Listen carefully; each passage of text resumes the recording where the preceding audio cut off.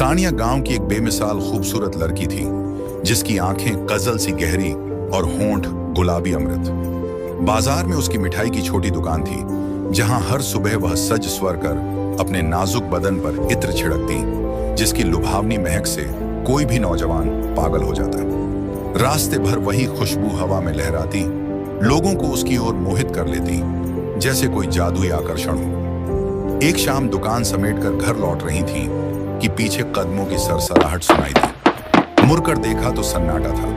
सानिया ने सोचा कि उसका यह भ्रम है और आगे बढ़ी। अचानक उसके सामने एक डरावना चिन्ह खड़ा था, दिखने में इंसानों जैसा था। उसकी आंखें आग की तरह चमक रही थीं।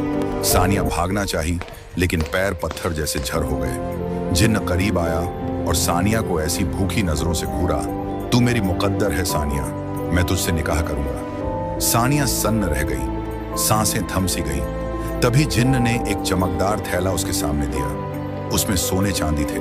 सानिया की नजरें लालच से चमकी। परिवार के कर्ज, गांव की भूखमरी का इलाज। वह बोल न सकी, और उस रात जिन्न ने जो किया वह सानिया को हिला दिया। सानिया को पैसों की तरफ थी, इसलिए वह जिन्न को कुछ कह न सकी। अमीना की मिठाई की दुकान, वह दुकान कम और एक उम्मीद का दिया ज्यादा लगती थी, जो हर शाम जलने की जद्दोजहद में टिमटिमाकर बुझ जाता था।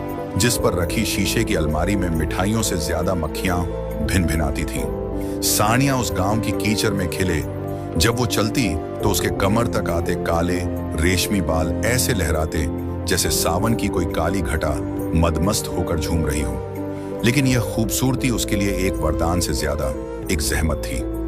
यह एक ऐसा बेशकीमती हीरा थी जो कोयले की खान में अनजाने में पड़ा रह गया हो, जिसकी चमक बाहर की दुनिया देख नहीं पाती थी और जो अंदर ही अंदर उसे और अकेला और पराया बनाती जा रही थी। गांव की औरतें उसे देखकर फुसफुसाती, अल्लाह ने हुस्न तो दिया पर नसीब लिखना भूल गया। और मर्द उसे ऐसी नजरों से देखते जैसे वो कोई मिठाई हो जिसे वे चखना चाहते हो। इस गरीबी माँ की अथक मेहनत और दुनिया की चुभती नजरों से मीलों दूर सानिया ने अपनी एक अलग निजी दुनिया बसा रखी थी।